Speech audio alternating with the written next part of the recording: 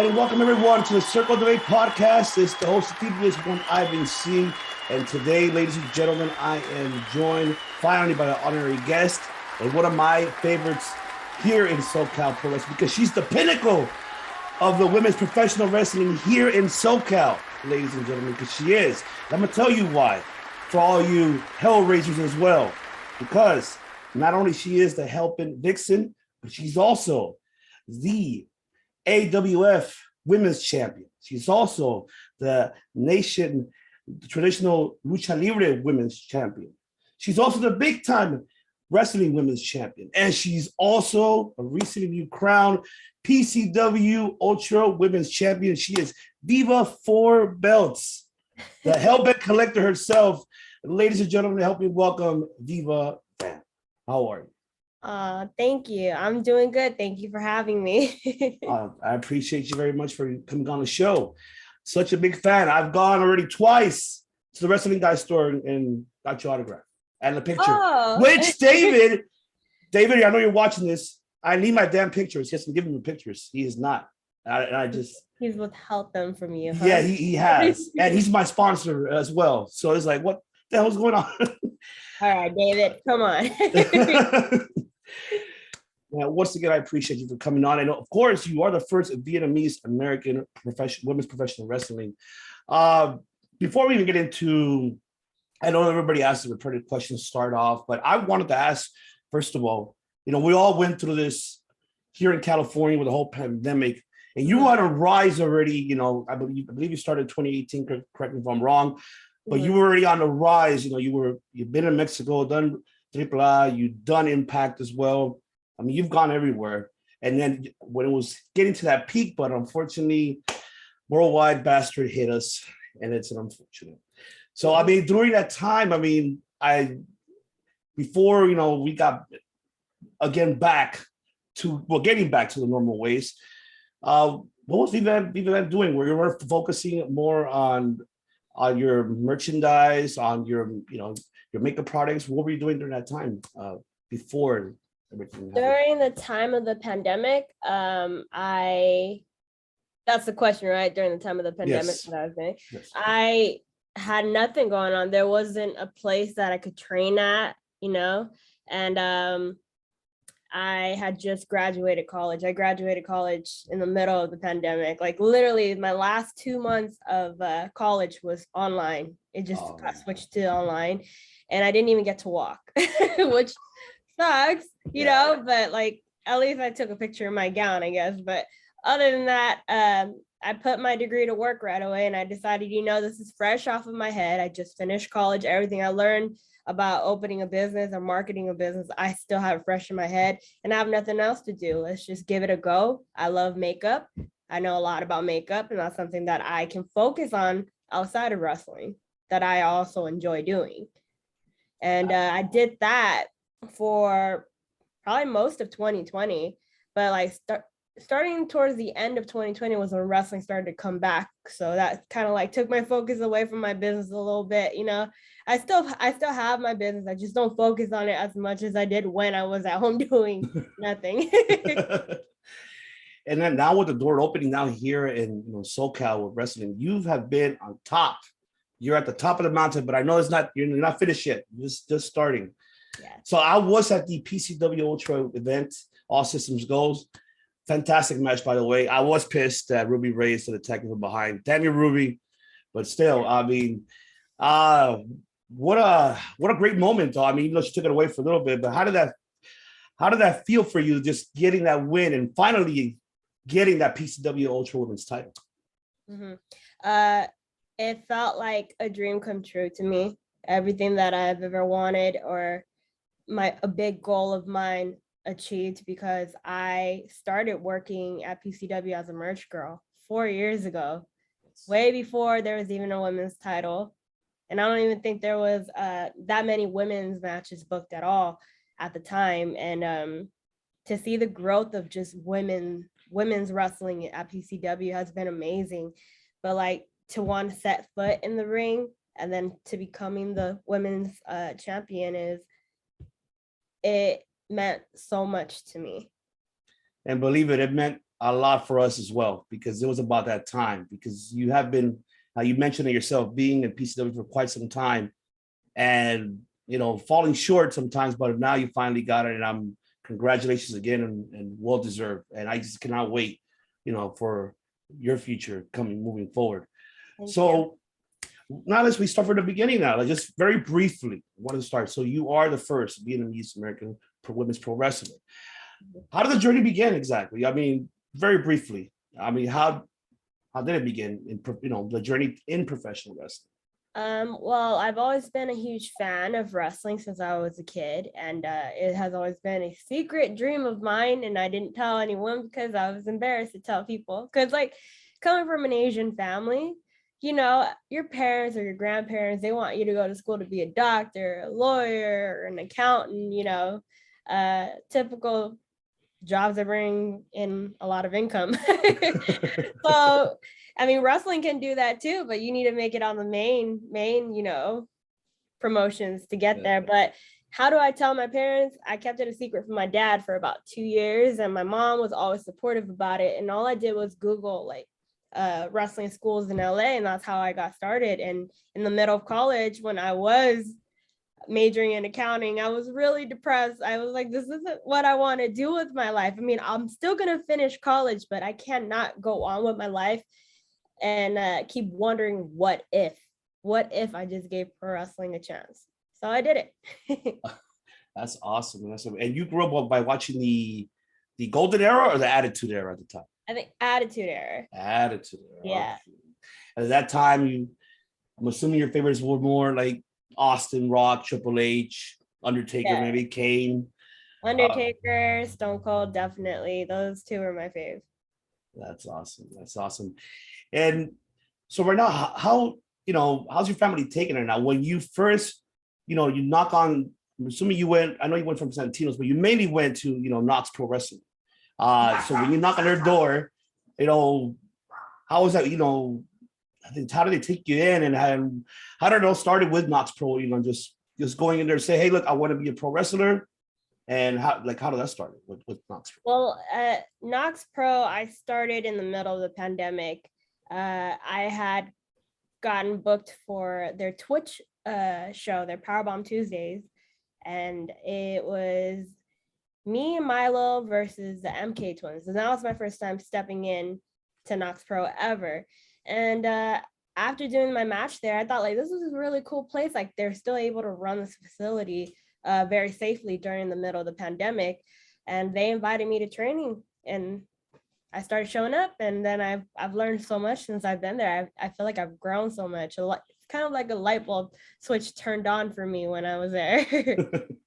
Oh man, you definitely have grown. I mean, your style of wrestling is such unique and very, very different. And what I love too, that you don't portray, for me, in my opinion, you don't portray as a character. You're more of yourself, because a lot of majority of people would say, oh yeah, you portray this character. No, I don't see it that way. I see, like, especially you yourself, you portray who you are. And I love every bit of it, because that's something that is missing nowadays, in my opinion. I mean, I don't know if you can disagree, but I feel that sometimes in this era, in this modern era of pro wrestling, that's what's kind of missing nowadays. I totally get what you're saying, because like when I had first started, I was searching for what people would call a gimmick. I was like, man, I don't know what I want to do with myself. I just know how to be me. Like at first, I kind of like played it safe. I wasn't really that metal. I mean, I was like I showed that I liked, heavy metal, and, I still have the same entrance song to this day, which is Loudness by Crazy Nights. And, yes. And like, that was me, playing it softly, because if I were to pick like the type of music that I actually listen to, I think it would probably scare the people even more. But it's just me 10 times 10. And eventually I just said, you know what, I'm a metalhead. Why am I trying to like hide that I'm a metalhead? Let me just show people what I am. I'm actually a metalhead. I listen to this type of music, and I don't need to like claim the like classic rock to like fit in. I'm me. Right. By the way, TVMA, so all balls out, so it doesn't matter. Yeah. Just letting you know. But no, you know what? I almost caught myself and I was like, wait. Yeah, no, it's all good. I forgot to mention that before we started. Yeah. Cool. Yeah, All man. right. It's all good. Don't even worry about it. Fuck it, shit. So like, yeah, it doesn't matter. Well, But in that case, fuck. No, I'm kidding. there you go, right? But no, you know what? I'm with you too because I grew up, by looking at behind you. But see, I grew up more with when it's coming. Now I'm talking about music now because you talked about that. I grew up with with the new metal era. When it first started. I started with that. Because I used to.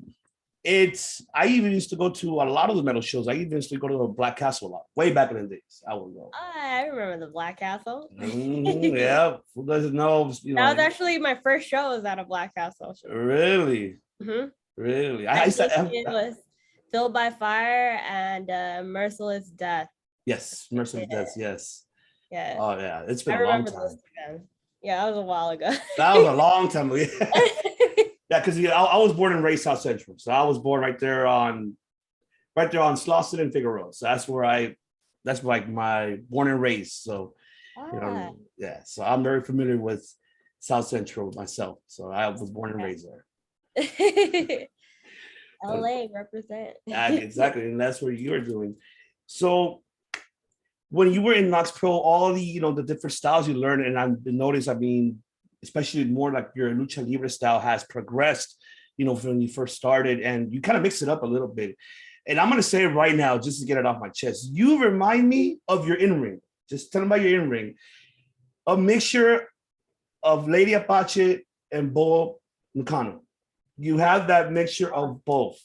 I know, right? I mean, it's two different worlds. You have a Japanese star, and then you have, a lucha libre star. But these two, individuals are legends. And the way how your style is, what I've seen is a mixture of both. And I like it. I really, really like it. Thank you. I didn't even think of that. I don't even look at myself like that. So that's why it's interesting that you put it that way. I always get asked, like, what type of wrestler are you? I don't really quite have an answer. I try to do a little bit of everything. I'm not just, when I first started, I did lucha libre a lot and a lot of high flying stuff. And then I realized, wait a minute, I don't really need to do that much high flying, right? Exactly. Like there's so much more that I can do. And I started watching, Japanese wrestling, and I try to watch everything. I watch everything. I just want to stay in touch with everything that's going on, old school, new school, just so that I know, like, what can I do to be different? Yeah. And believe me, you have. And I'm telling you, it's unique. That's why, like I said, like how I feel is like you're unique. You're yourself. You're not a person that could be compared to, when it comes to that, so especially on the character. But mixing those two type of styles together with the strong style and the lucha libre style, you have that. So I love it a lot because it's amazing, and it's rare when you see it. Like honestly, it's rare. It's really rare. And so what I wanted to ask as well was just the name of Helpin' Vixen. How did that just became all about? Like how did that just the Helpin' Vixen became like just that name itself, like just a drop? So Hellbent, clearly, it comes from Judas Priest, Hellbent for leather, right? But I was like, I love that so much. But Hellbent what? Like I'm a woman, I'm a girl. Like how can I represent women as while I'm being metal at the same time? And I thought of I also like that name Vixen from that all-girl, metal band in the 80s. Yeah. So at that time, I thought of those two names, but I didn't quite put them together yet until I cut a promo on the fly. And in that promo, I think one of the last things I said was, I'm the Hellbent Vixen. And it just fit perfectly for me. And I just started running with it after. I was like, this whole time I thought I had to pick one or the other. And I just combined the two together and it just worked. That's awesome. That's awesome. It just comes out of the blue and it works. Stick with it. Yeah. That is really, really awesome. Thank you. And then so at this day, I'm pretty sure your brothers they idolize you. You're their inspiration, and them seeing you progress your career where you're at now. How's now your family taking it now as your current status in your career at the moment? How They're really extremely proud. They really want. I'm pretty sure in the beginning, like all families, we all grow up with that tradition. No, you can't do this. You gotta go to school. But yeah, same here. They told me the same shit, but I'm like, nope, I'm gonna do my own shit. I'm not gonna do it. And I was the black sheep of the family. So to this day, I am, you could say. But I would Are do. no metalheads? I mean, It's always the metalheads that get attacked. I always. I there's was the always only something that one. made us that way. That's why. Exactly. I was the only one wearing all black, and everybody else is all wearing colored. I'm like, oh, great, But so how is it now with that currently with your family? Um, well, like I said, my mother was always supportive of it. I think at first she was kind of like, cool, but like she's not really sure how to take it. Like she doesn't know how indie wrestling is or how far it could take me. She just thought, oh, she's going to training. It's fine. Mm-hmm. It's like going to the gym. That's what she probably thought at first, but they're very supportive of it now, and they like want to hear about it all the time. And once in a while, my dad will FaceTime me from Vietnam, and like I'll show him my titles, and like he'll ask about it. But at the same time, I think it's just that Asian tradition where it's like, oh, it's cool that you're doing that, but make sure you still have your other job, the one you went to college for. So. They always want to even have that plan B or C, so make sure they're all there. Yeah.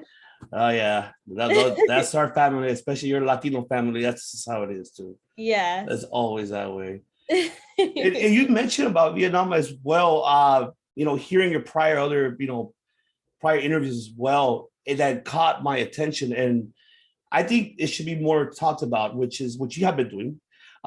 You spoke about Vietnamese Pro Wrestling in Vietnam, how you introduced yourself to the Vietnamese Pro organization in Vietnam, and congratulations for helping them getting the ring that they needed. But so you're saying that right now they're still not currently doing anything or any shows at all, or how's the progression going over there for them in Vietnam? From what I know, they had one show in June of 2020 with the ring, and that was the only show they had with the ring because the pandemic. Unfortunately, it just hit harder over in Vietnam, and I don't think there's enough vaccines out there for everyone. So I think they're still in lockdown over there. That's all that I know of as of now. It's unfortunate, but I think maybe another year things will start going back to normal for everyone around the world. Hopefully. Yeah. That's what I'm hoping for too. Hopefully. Mm-hmm. Well, now with here in SoCal, now that finally the doors are open, how was that feeling of now finally performing in front of a crowd? I know, like, it's been a whole fucking year. Like, trust me, I got frustrated too, being stuck at home. But how was, when finally the doors were open, the crowd was finally let in, and you performing in front of a crowd? How was that feeling? Like getting nervous again, or the butterfly effect again? Because it's been like a year. I'm always nervous, even if there is no crowd. Like I'm nervous all the time before I walk out, and that's just something that doesn't go away. And people have told me over and over again that you want to always feel nervous, no matter how long you've been in the game, because that only means that you care about your work. You care about it. You want to do good. But the energy from the fans have been amazing. It was so weird wrestling on Twitch with no crowd. Yeah. Because you needed the energy from the fans to feed off of. And if you don't have that, you kind of just have to like do it all on your own, feed off of your own energy. But with the fans there, it's just something special you just can't explain. Absolutely, yeah. Mm-hmm. And before you even go, since you're speaking about butterfly effect, so before you go into the ring, do you have any traditions like, well, okay, how you hype yourself up, pump yourself up, not Goldberg style, hitting your head on the damn door? No, I hope not. I hope not. But do you have like any okay, you're listening to either to metal music, or what is it that you're listening to, or what is it like that gets you, all right, let's go? You pass through those curtains? It's just me with my own thoughts, really. It's too hectic to be listening to music and like an environment like that. You know, imagine putting in the headphones and having that 8 Mile moment. No, it's not like that. Because that would be too hectic because I gotta listen to like my cues for when I need to go, or you know, it's just too hectic for that. But I am pretty much in my own thoughts, and like, you know, I'll just like I'll make sure I stretch. I'm moving around because I want to stay loose the whole time, you know. And I think the one thing I do is I just pretty much like I pray like for the safety of myself and my opponent, because I want to have a good match, but I don't want any of us to leave really hurt or anything like that. You know, I just want to have a good show, good match, and I want everyone to be safe. Awesome. Yo, metalhead that prays. What the hell? Like, yeah, everyone's for Satanists out here. I know, right? But no, I mean, of course, you know, because our families, religions, you know, traditions, we, you know, as a child, we all grew up, you know, my family's Catholic, so we all grew up with that. I mean, yeah, I was a metalhead, but I still prayed. I mean, but that's a whole different story when it comes to religion. When it comes to, honestly, even in high school, I'm not gonna lie, I don't even touch that subject. Like in high school, I was asked too much about it. I'm like, leave me alone. I don't want to talk about it. You have your beliefs. I have mine. I'll respect that. Yes, just be a good person. Exactly. Just have good morals. Exactly. But still, you know, be a hellraiser. Yeah. In a good way. At the same time. You gotta even it out now. Right? Exactly. I know. You had a lot of incredible matches. What I've seen by far, your credentials are there, and you know you've with Thunder Rosa, with you recently been in an AEW with Nyla Rose, Chris Stanlander, you wrestled Tessa, you even wrestled Sumi Sakai. I've never wrestled Tessa before. You never wrestled Tessa? No. Not even you were tag team partners, right? Or you guys were? We were supposed to wrestle for Expo Lucha, I think 2019. It was me, Shotzi, and Taya versus Tessa, Zeda, and I think I forgot who. She was on the opposite team. Okay, there you go. Yeah, because I think she got caught at the border and couldn't make it on time, so they ended up replacing her with someone. Oh, okay. Yeah, which is unfortunate, but we still had a good match and it was fun. But that was the time that I was supposed to wrestle her, and that was the only time. I see. Mm-hmm. But by far, out of all like your matches, which one has been by far like the greatest chemistry? Like the one that you're like, okay, this match was like, wow, for me. Like out of all the matches you have, which one has been by far your favorite to work with, or like overall? It doesn't matter. It doesn't have to be all women's, but it could be. I know you've done intergender as well, so I mean, which one by far has been like your least, you know, your top? What are your top fives? My top five. Oof. It's not in any specific order or anything like that, but I get new matches the more I work. Obviously, it just adds to it. But I loved my recent match with Ali Catch. We really went to war, and that was a good one. I loved working Sumi Sakai, and I think I learned a lot in that match, even though I wrestle a lot different now compared to that. But the reason why I love that match so much was because she's been around for so long. Being in the ring with her is already an honor, right? But like I had no idea that I was gonna wrestle her that day until I walked into the door and they're like, "Hey, you have a match against Sumi Sakai." I'm like, "What?" So it's kind of like I just had to rise to the occasion. Man,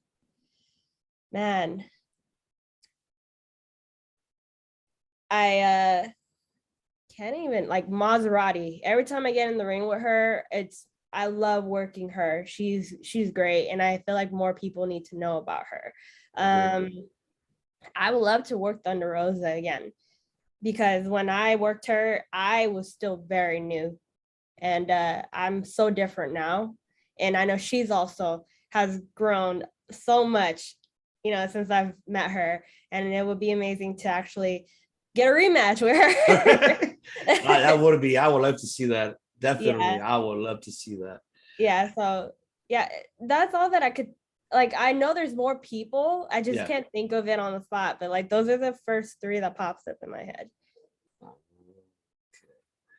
And speaking of AEW, when you went to go ahead and compete in AEW, how was the atmosphere? How was just the whole environment? The environment backstage. And then obviously, I'm assuming you had to, people that don't know, you had to introduce yourself. So maybe sometimes you have to introduce yourself, but just the whole like environment, the whole chemistry. How was it backstage in AEW? The environment was great. I mean, everyone makes you feel like you belong there. They because a lot of people, because AEW has highlighted indie wrestling. Yes. So we know everyone there. We've seen everyone from the indies and we all know each other. We're all friends with each other. So it's a comforting environment to be in. So, yeah. That's awesome. That's awesome. And so by far,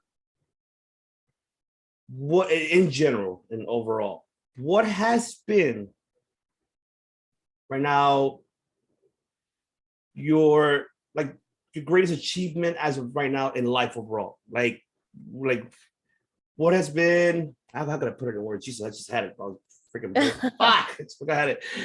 What has been so far like your highlight of your career as of right now?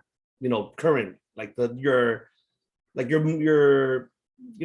of your career. What has been the biggest moment by far? I know you have a lot more to do, and believe me, you have a lot to do. So, I mean, what has been more like your biggest highlight as of by far right now in your career and in life? My biggest highlight is, of course, winning the PCW Ultra Women's title.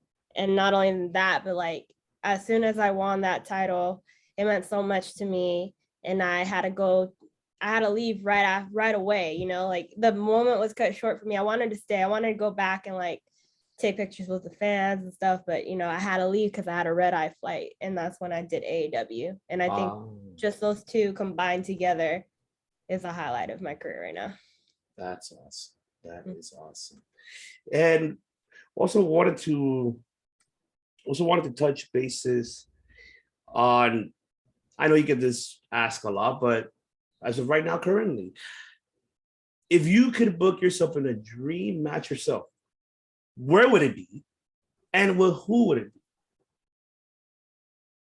Remember, you got Wrestle Kingdom, you got the Tokyo Dome, you got Mania, of course, the Super Bowl of all pro wrestling, but I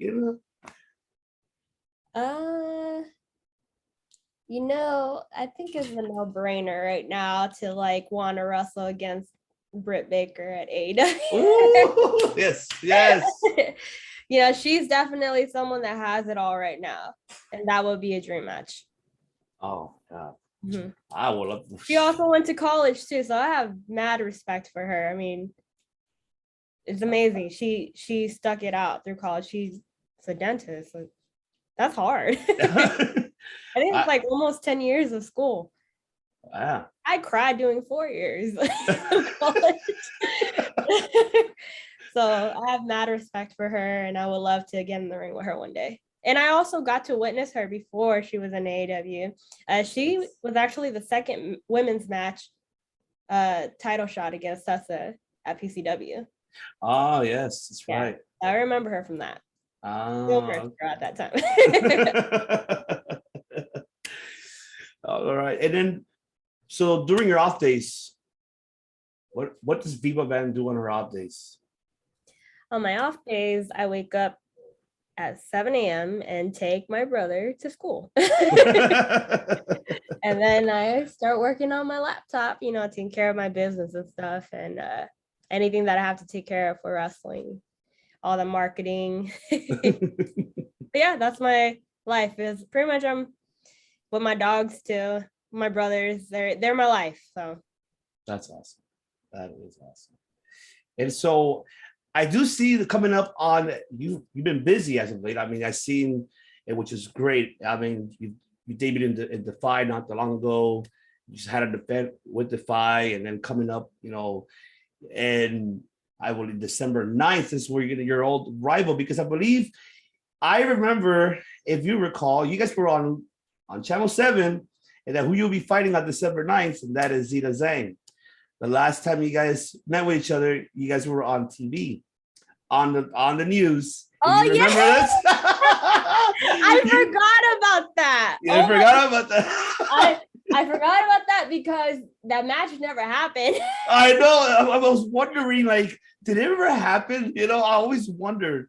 Well, we went on the news and we did all that for a match, and the show got canceled. Unfortunately, I don't know why. It was very unfortunate, but that was also still the beginning of 2021. So the pandemic, we're still caught in the middle of it. But it's a really long awaited match. It's gonna be a good one, and a lot of people are looking forward to it. Not just people in the US, people in Vietnam are talking about it, people in China, Taiwan. Everyone's talking about it in all the other different countries. So a lot of people are gonna be tuning in, even if they can't be in person. They're gonna try to watch it online somehow. Oh yeah, it will be online most definitely. I can guarantee you that. I cannot wait because that's December 9th, which you'll be defending the PCW Ultra Women's title versus Zhang. Oh man, this is a rivalry I've been this match I've been wanted to see ever since you guys sold me on that TV. You know, when you guys came out on Channel 7, like, oh shit, what the fuck is going on? You can just tell the reporter, like, what's going on? Like, I enjoyed it. So I'm hoping. Well, we can't say this beef started since Expo Lucha because she was on the opposing team there. Yes. Oh my god, I love it. And years in the making. Right? Yeah. So and then also you have that, and then you have Defy in December coming up. I think the December 17th, correct me if I'm wrong. And then you of course have in January PCW Ultra coming up as well on January 28th. Yeah.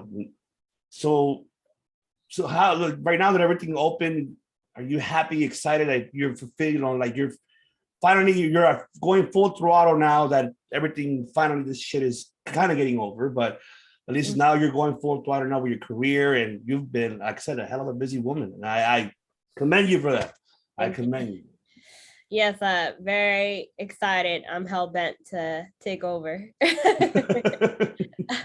This whole pandemic has, like, I think, been driving all of us crazy. Oh yeah. So I have a lot in me that I want to, like, get out and show the world. Absolutely. and I'm assuming, which I'm going to ask, what's his, 2020 months about to be over, but what are the goals for 2022 for Viva back? The goal in 2022 is the same goal that I've had since I first started, is to eventually make it into a big promotion. And right now, AEW just seems like the place to be. Absolutely. Because of course, all those damn cuts that were going on, I don't know what's going on over in the other side of the world. We don't know. So yeah, that's another subject for another time. Yeah. But, yeah. They still put out, I still watch NXT. I have a lot of my friends that are on there, so I love seeing their growth, and it's unfortunate, the cuts are happening, but happens, and we just have to be thankful that there's so much wrestling in the indies right now that I think everyone will be okay. And you know what? And I agree with you on that. And I kind of like, I'm glad that we have these type of platforms now for the independent circuit, because now it gives them more exposure. And I think that's what's been missing for quite some time, because you've been having just focusing on one product, because the others don't have the opportunity to put themselves out there. They don't, not necessarily on national television, but on platforms like, YouTube itself or any other platforms. And I'm glad that the independent circuit is coming back up now, because that's what's been missing. It's like going back to the old school days, the territory days. Let's bring it back. And that's why you are leading us the way here in SoCal, being the pinnacle for women's pro wrestling here in SoCal, because you're the only one and only. You are. And I mean that. And so a couple more, and then before I let you go, cheat day. Favorite meal of the day, when it comes to cheat day. Cheat day would be either to Alfredo's or in Alberto's and get carne asada fries, because that's what you do when you're in LA. Right.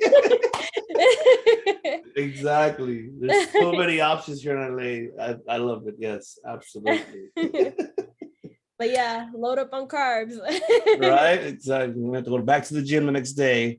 Yep. Burn it all off. Burn it off. Now, before I let you go, Viva, if you want to go ahead and let our viewers, subscribers, and audio platform listeners, let them know where can they find you on your social media platforms. All right, you guys can find me on TikTok, Twitter, Facebook, and IG at Hellbent Vixen. That's awesome. And the description will be right below, ladies and gentlemen, where you can follow Viva. Want to go ahead and thank you very much. And I appreciate you very much for taking the time for coming on the show. And hopefully we can have you back, and hopefully maybe in person, next time, hopefully. Let's see how things goes. Don't worry. I'm okay. I got my card somewhere here. Yeah, I have it here. It's not, that's after your we can talk about. Yeah. It wasn't a choice or was it option, or by force, but yeah. But I'm safe. All right. I'm safe. Good. Thank you for having me again. Thank you very much, Viva. And for all of you guys, don't forget to subscribe right at the end of the link right there below. You see it. Click on that notification button. And also not forget to follow Viva. And also for all our SoCal Pro Wrestling fans, make sure December 9th, Old Fashioned Wrestling, you will be catching Viva Van defending the PCW Ultra Women's Championship versus Zeda Zhang. That's the match of the making that we've been wanting to see. You do not want to miss it. The description for the ticket purchase will be below as well. It'll be, of course, at Don Quixote in Los Angeles, Boyle Heights. So make sure you do not miss it. Be there because you don't want to miss the Hellbent Vixen kicking some ass. All right. Once again, thank you so much for tuning in, and we will see you guys on the next one.